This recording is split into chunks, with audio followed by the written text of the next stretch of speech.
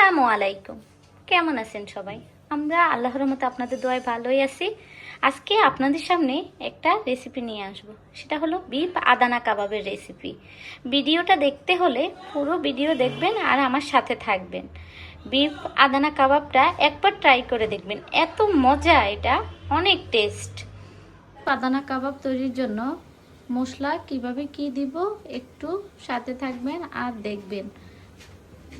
এখানে আমি half KG পরিমাণ বিফ কিমা করে নিয়েছি, আর এখানে ক্যাপসিকাম নিয়েছি 4টা, পেঁয়াজ নিয়েছি 4টা, কাঁচামরিচ 3টা নিয়ে একসাথে কিমা করে নিয়েছি।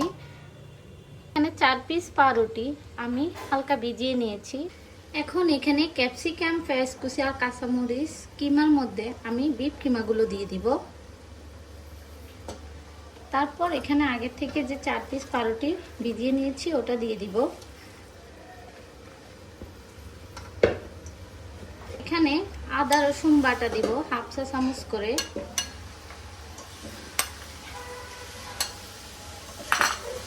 হাফ চা চামচ লবণ দিব, লবণের পরিমাণটা পরে দেখে নিব, যেহেতু সস ইউজ করবো এখানে লবণ থাকবে। 1 চা চামচ গোলমরিচের গুঁড়া দিব। 1 চা চামচ মিক্স মশলা দিব, যেটা আমার হাতে তৈরি করা মিক্স মশলা, ওটা আমি সব কিছুতে ইউজ করি, ওটা দিলে টেস্টটা অনেক ভালো আসে।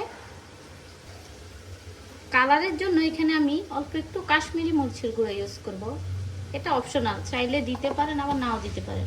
1 চা চামচ চিকেন পাউডার দিব। 1 চা চামচ কাঁচা মরিচের সস দিব। 1 চা চামচ সয়া সস দিব। 1 চা চামচ ওয়েস্টার সস দিব। 1 চা চামচ টমেটো সস দিব।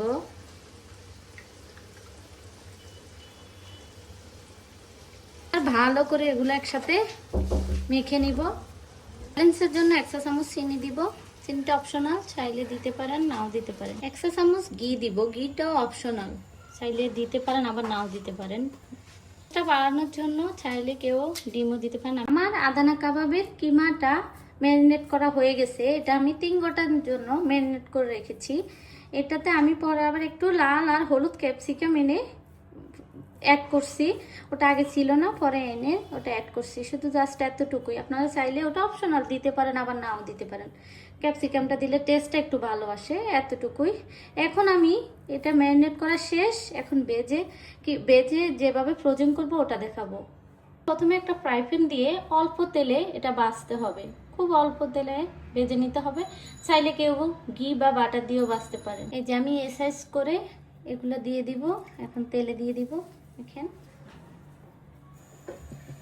চুলার আঁচটা হাই টু মিডিয়ামে রাখবো,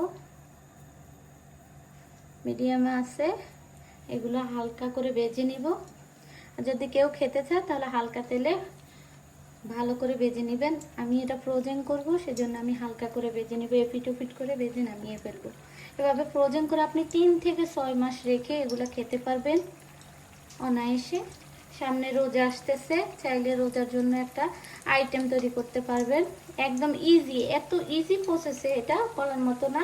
আপনারা একটা বার ট্রাই করবেন, আর এটা এত মজাদার বলার মতো না, অনেক মজা। পিট করে ভেজে নিব, এবার একটু উল্টিয়ে দিব। তবে আপনারা চিকেন দিয়েও ট্রাই করতে পারেন, আমি চিকেন দিয়েও বানিয়েছি, চিকেনেরটাও মজা, কিন্তু বিফেরটা একটু বেশি মজা, মানে টেস্টটাই আলাদা। বিফ বলে কথা, বিফেরটা একটু টেস্টটা ভালো আসে। যাদের অ্যালার্জির সমস্যা আছে, বিফ খেতে অসুবিধা হয়, তারা চিকেন দিয়ে বানিয়ে খেতে পারেন। এটা একদম ইজি প্রসেসে বানাতে, এত সহজ, মানে কোনো ঝামেলা ছাড়াই এটা ঘরে থাকা উপকরণ দিয়ে বানাতে পারেন। এই যে আমার হালকা ভাজা হয়ে গেছে এপিট ওপিট করে, এখন আমি নামিয়ে ফেলবো।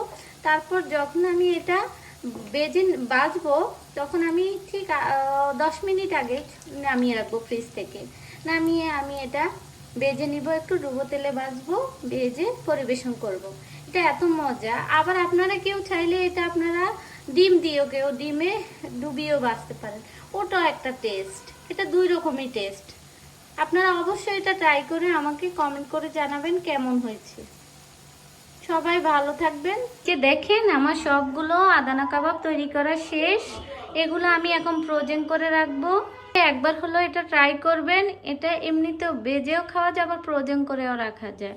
তাহলে সবাই ভালো থাকবেন আর আমার সাথে থাকবেন, আমার চ্যানেলটাকে লাইক কমেন্ট শেয়ার করবেন, আমার পাশে থাকবেন। আল্লাহ হাফেজ, আসসালামু আলাইকুম।